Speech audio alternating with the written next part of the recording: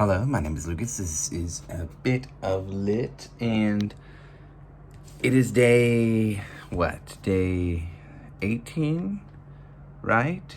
Yes, day 18 of Vlogmas, and we're going on ahead with a little review of Howl's Moving Castle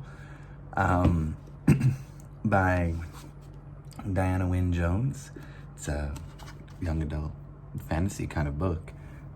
Though anyone can appreciate it, I guess I picked it up because I saw it at work, and also I enjoy the movie.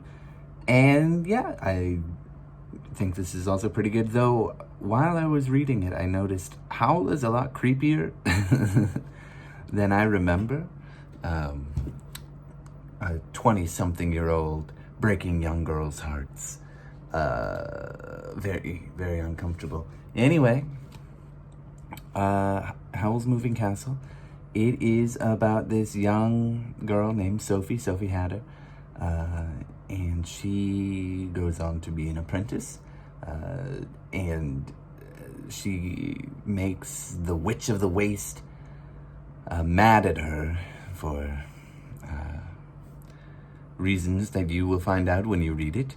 And the Witch of the Waste turns her into an old lady, and because of that, she goes to Howl, who's wizard known to eat young girls' hearts.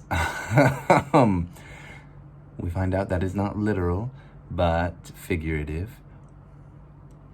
Anyway, in this house, there is a door with a portal that goes to 4 different places where Howl has different names. One of those places goes to Wales, of which nobody's ever heard of, but Howl, and that's where he's originally from.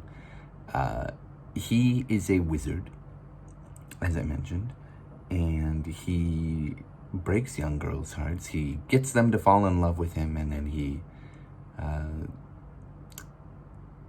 gets very cold and basically doesn't see them again and wants nothing to do with them. Now, there is a reason given for this. While Sophie is at Howl's house as an old woman, she meets Calcifer, who is this fire demon.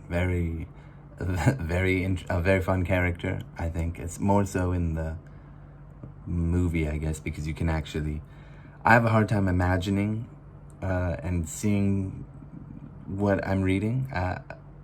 I get a lot out of reading, don't get me wrong, but I'm not one of the people that can have like a cinematic kind of experience when I'm reading. Let me know if you are or if you are not, and you are one of me, someone like me, who I don't know how I imagine it. I just kind of see the words, but I don't visualize it.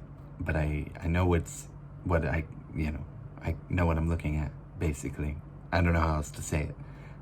Anyway, Calcifer and the apprentice to Howl, Michael.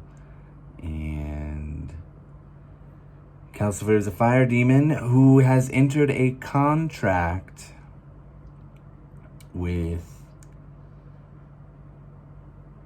Howl, and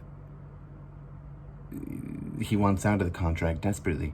Sophie is promised by Calcifer if he can get Calcifer out of the contract, Calcifer will use his magic as a demon to reverse this spell that's been put on her. However, he cannot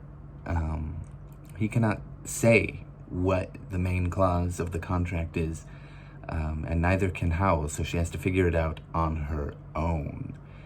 And that relates very much to why Howl is so heartless.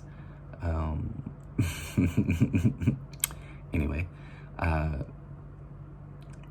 Howl is actually not as bad as he's made out to be. He has Michael Fisher is his name, sort of spread the bad word and deal with his affairs, while Howl pretties himself up and spends a lot of time making himself look nice for different people. and I forgot where I was going, but throughout the time that they're there,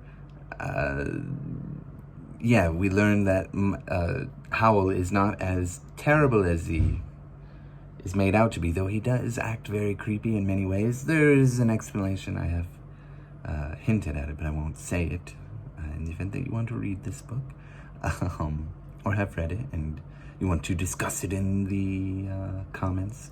Anyway, I forgot where I was going, but I believe it has something to do with blackening his name to the king, because he doesn't want responsibility from the king, who eventually ends up asking after his son Justin dies, who was looking for, who was it? Suleiman. Or no, not his son, his brother, Justin, the wizard Suleiman. And, well, he's gone missing at least, and Howl does not want to go look for him, and then he eventually has to, and he has to kill the Witch of the Waste, and there's a reason why he doesn't want anything to do with her at all, and it has to do with the way he acts, and yeah. It's very clever and well thought out. I really enjoy the book. I think I prefer the movie. I think it's more charming, and Howl doesn't, well, maybe he is as creepy. I don't remember. It's been 10 years or so since I've seen the movie, but yeah, it's good fun. There is a sequel, Castle in the Sky, which I swear we have at work somewhere, but I haven't either. Maybe we don't, and I have never seen it, and I'm imagining it, or I don't know. But we do have another sequel that came much later, House of Many Ways, which it says is the sequel to Howl's Moving Castle. From what I can tell, it has a lot more of the main characters from Howl's Moving Castle in here than Castle in the Sky. But I don't really know. Anyway, that was a little talk about Howl's Moving Castle. Pretty fun. I enjoyed it. But Howl's a little creepy. Thank you. Bye.